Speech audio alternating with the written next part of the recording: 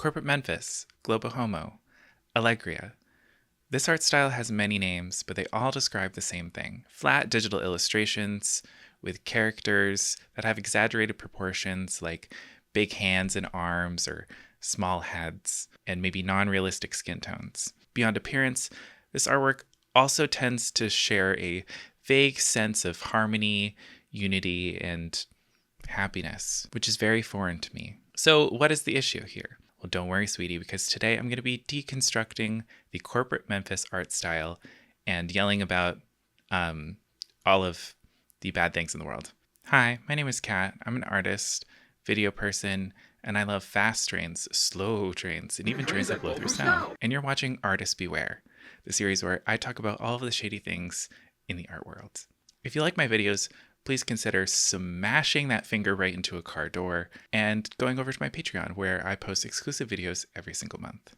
Okay, so I kind of know that I'm beating a dead blue illustrated horse making this video. There have been 1,000,001 think pieces over the last 2 years on Corporate Memphis, and there have even been several really great videos by people who are smarter and more popular than I am. So if you want a longer video just about the history of it, you can go see those videos and then come back here. I'm going to give you a hall pass, but just make sure you're back in the next 5 to 10 minutes. So yeah, the conversation is kind of over, but regardless, I have been thinking about it a lot over the last 6 months, which is how long it took me to make this video. Even though the style itself might be becoming less relevant, I think the driving forces behind it are very much alive, if that makes sense. I want to look at Corporate Memphis in the context of other styles and trends that I see happening right now and talk about how, at least in my brain, it all kind of feeds into this feeling that I have that everything looks the same now. But first, let's zoom into Corporate Memphis itself.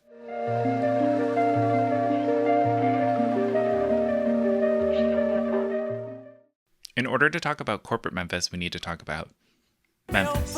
Not Memphis, Tennessee, but the Memphis Group. The Memphis Group was a small collective of artists, designers, and architects in the 80s that formed to explore different angles of design that revisited abstract modern aesthetics of the past with a postmodernist spin. It's been described as a shotgun wedding between Bauhaus and Fisher-Price, which I think is the most apt way to put it. It had the graphic quality of Bauhaus, but the fun of Fisher-Price. The major productions from this group were furniture designs that used bright colors and patterns, nonsensical but simple geometric forms, and they were as playful as they were bizarre. However, it made its way into pockets of mainstream culture in the 80s through the early 2000s. You can see the direct correlation with something like Nickelodeon and all of their weird design and set choices. Fast forward to 2017, when Facebook hired the design firm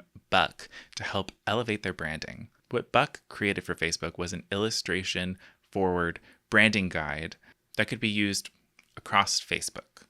Buck claims to be the originator of this style, and they are the ones that coined it Allegria, even though that's not actually true, and many artists were making artwork in this exact style before them. The branding was successful, Facebook loved it, so they implemented it across their platform. So as a result, it was soon copied by every tech company and startup until I want to say around 2021, where it began to phase out. People began to note the influence of the Memphis Group philosophies on this art style, but juxtaposed to it being used by giant tech corporations. So the first posts using the term Corporate Memphis cropped up on arena boards in the late 2010s. From there, it caught on when it began being used in articles covering the art style. And before I get into criticizing this trend, let me pause and say that visually, I don't have any problems with this style, and I actually quite like it. To me, the way that this art feels now is all about the context in which it has been used in. Art is always about context. Flat art or vector art is not an issue itself, and I think this art could be really fun. It's pleasing, and the compositions are really fluid and engaging. In fact, I think that's actually why so many corporations adopted this aesthetic, because it is nice to look at. However, I think it was co-opted by all of these corporations because it is extremely safe and inoffensive and conveniently very quick to produce. But in its safety and attempted mass appeal, it ends up being so generic and voiceless that it doesn't appeal to anybody. It skirts around the growing expectation of having meaningful diversity and representation by being so abstract and non-realistic that it doesn't represent anyone. They can't be criticized for not having good representation or having too much diversity because all of the people are pink and purple and blue. Hi, Editing Cat here. I want to put something in that I forgot to initially, which is the fact that a lot of these illustrations and these design templates that the apps and tech startups used are from vector library sites where you can just purchase commercial usage, commercial licensing of these images. So that's why they all look the same, because they are literally the same. They're pulling from the same libraries of vector art and design. So essentially, Corporate Memphis became the late 2010s clip art. Okay, back to the video. Corporations tried to attach humanity to an inhuman service or app they were providing in an effort to market themselves to us in the least threatening way possible. And once it started being used everywhere and people caught on to it, all of the fun in it felt really inauthentic. It felt like propaganda to get you to trust them. Like, why are these fun, happy characters constructing UI elements and working together to like build these services? A like button isn't a cute thing that was like wholesomely put together for happiness by little blue people in a like button factory. It's a dopamine inducing metric to get you to post and spend time on their sites so they can advertise to you more. Like, it's not cute. Facebook and Google and any other company that used this style want to create a facade that they're just like us and that we're all in this together, that we're all living in unity and harmony. And now that the world knows that they are constantly exploiting people and selling our data and breaching our privacy, it feels like tangible deception. Ironically, these illustrations became the visual representation of everything we distrust about big tech. We're going to do this together, okay? But what I haven't seen talked about very much is the similarity of Corporate Memphis to other trends happening right now outside of illustration, and how they all kind of combine together to create this sense of visual homogeneity. And can you guess what the cause is? If you've watched any of my videos, literally any of them, you know the answer. It's capitalism. Gasp. There's no ethical consumption under capitalism, sweetie. Okay? Corporations don't care about you. Nobody has careers anymore. So I'm going to throw out some things, both within the meat space and the digital landscape, that I think share similarities to Corporate Memphis. Maybe not in all respects, but I think they have a lot of key parallels of driving forces. So let's talk about the physical world first.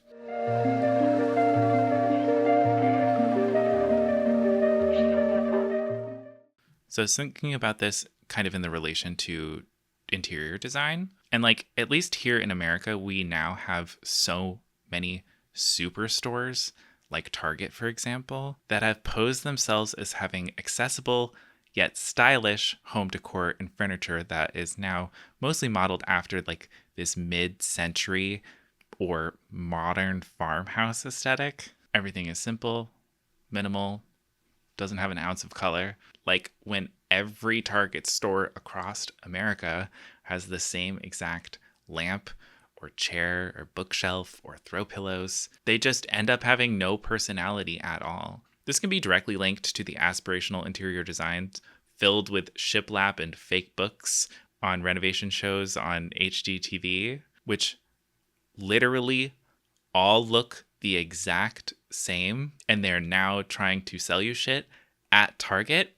I call it the Magnolia effect. Thanks, Joanna Gaines. Although some good news is that there's kind of like a pushback counter aesthetic for more maximalism and bright colors because everybody is sick of this extremely bland interior design that has zero personality or sentimental value or history to it. It all is like new and poorly constructed and bland because it is simple and cheap to produce. And now every home and apartment building constructed or remodeled in the last 10 years looks like the exact same gray floored, white walled, subway tiled box made by developers, again, to be as mass appealing and inoffensive as possible. And the shame is that it gets rid of so much of the uniqueness of each house and the history of that house, especially older ones. And it just like robs everything of its individuality. Do you see all the connection? Do you see the connections I'm making here? I say this as I have a dark gray painted room. Speaking of architecture, I want to talk about these specific apartment buildings, which seem to spring up like every week in every city around America. They are called 5/1 buildings, which refers to the first floor being a poured concrete podium and the floors above it being wood construction. The invasion of these buildings has created a mass homogeneity of new architecture across literally every city that is used by massive developers attempting to be, again, as inoffensive as possible, at least to white people, but they all end up looking like generic eyesores. You can go to Austin, Texas, Boston, Mass, or Seattle, Washington, and find no discernible difference between these mid-rises. And I know what some people are going to say is that, like, yeah, cities have built the same style building quickly before when there's like a massive boom in like a mill city or port city, which is true. But there's a reason why cities look different from one another, because the architecture is different from one another, depending on where you are geographically. These 5/1s keep getting built because they can be constructed very quickly, can house a lot of people per square foot, and most importantly, they take advantage of old building codes to cut costs. Just like Corporate Memphis, 5/1 buildings did not have nefarious beginnings. The root of this design trend is actually in creating affordable housing, which it did do, but then they were co-opted by these giant developers. And now I see them, like in my city of Portland, Maine, being built and marketed specifically as fucking luxury condos. Every building now is fucking luxury condos. Who is renting these fucking luxury condos? Fuck you, building. Coincidentally, rent prices here in Portland, Maine rose the second most of any city in the United States by percentage in 2015. But don't worry, now they're painting these buildings really fun colors, so they're fine now. And of course, the buildings are not the culprits of the ongoing housing crisis, but they are just the physical representation of these larger anxieties. Turning to the digital landscape.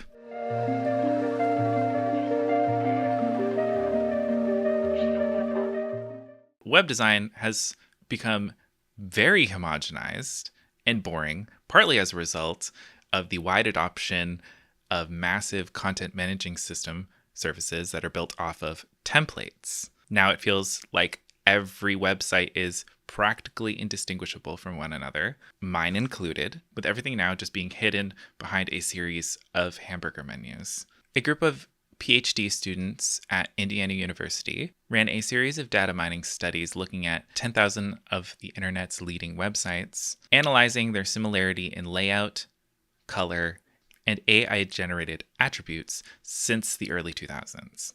They found that across all three metrics, color, layout, and AI-generated attributes, the average differences between websites peaked between 2008 and 2010, and decreased between 2010 and 2016. Layout differences decreased the most, declining over 30% in that time frame. Not all of this is necessarily a bad thing, because more websites will have better accessibility standards, and the adoption of blog and website hosting platforms makes having a website very accessible to the average person. They concluded their findings by saying, consolidation is bad for the health of the internet, and the aesthetics of the web could be seen as one element of its well-being. And if sites are looking more similar because many people are using the same libraries, the large tech companies who maintain those libraries may be gaining a disproportionate power over the visual aesthetics of the internet.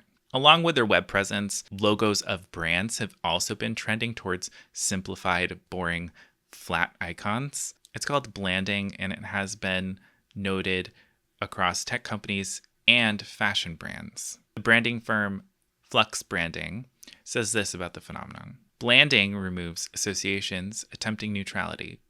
As simple and streamlined as possible, a bland brand aesthetic leaves nothing that could alienate consumers now or in the future.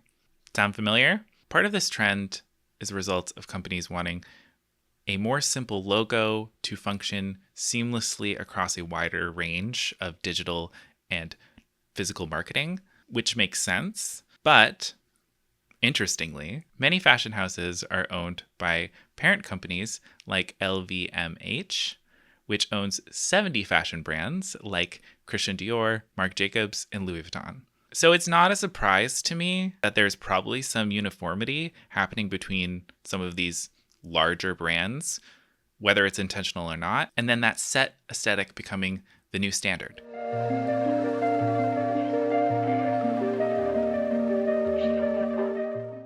In a great piece in The Verge, Frank Bai proposes the homogenization of digital aesthetics as a movement called airspace, and emphasizes the impact that trends forged by tech giants like Airbnb or Meta have on the real places we inhabit and travel to, looking at it all as one connected problem. Here's a good quote. It's the realm of coffee shops, bars, startup offices, and co-live/workspaces that share the same hallmarks everywhere you go around the world. A provision of symbols of comfort and quality, at least to a certain connoisseurial mindset. Minimalist furniture, craft beer and avocado toast, reclaimed wood, industrial lighting, cortados, fast internet. The homogeneity of these spaces means that traveling between them is frictionless, a value that Silicon Valley prizes. The connective emotional grid of social media platforms is what drives the impression of airspace. If taste is globalized, then the logical endpoint is a world in which aesthetic diversity decreases. This is something I agree with wholeheartedly. And I don't want to sound like doom and gloom about everything, even though everything is in fact terrible and the world is on fire. But there are so many incredible artists, designers, creators that are part of counter movements working against these trends and bringing so much beauty and uniqueness into the world. So not everything is bad, and there will always be creative people who brighten our world. I think Sauron's eye focused on Corporate Memphis not because it is a bad art style or the sole egregious offender of homogeny, but it was maybe just visually the easiest to pick out and identify, as it swept across Silicon Valley's tech marketing and began popping up everywhere. Pink and blue cartoon people became the 5-over-1s or the target decor of illustration. I think also the happy and wholesome attitude of this art style really pissed people off because, shocker, a lot of people are having a really bad time right now, and it fell completely flat as a result of the growing realization and common knowledge that these companies are not wholesome and are actually quite evil, and they are dictating the way our world is knit together, where we live, how we travel, how we socialize. They want to take our time, our money, and our personal information and privacy to benefit themselves only and cover it up with a happy, smiley face. Sometimes literally. Corporate Memphis represents the rightful anxieties the average person has towards the current failings of a capitalistic society, and how those with massive wealth and power have built it to work in their favor and not ours. Okay, that was my conclusion. Thank you for watching this video. I hope you enjoyed it or you found it interesting. And a special thank you to my patrons over on Patreon. I objectively love you more. If you'd like to support the channel and gain access to dozens of hours of exclusive process videos, portrait guides, podcasts, other things, go over to my Patreon. And if you don't, you're transphobic. Oh, and you get your name in the credits of each video. I hope you all have a wonderful day. And until next time, do an art. Should I start holding my microphone in videos? I kind of hate when people do that, and I think I talk too much with my hands to actually keep it in a position where people could hear me. I'm too gay to, you know?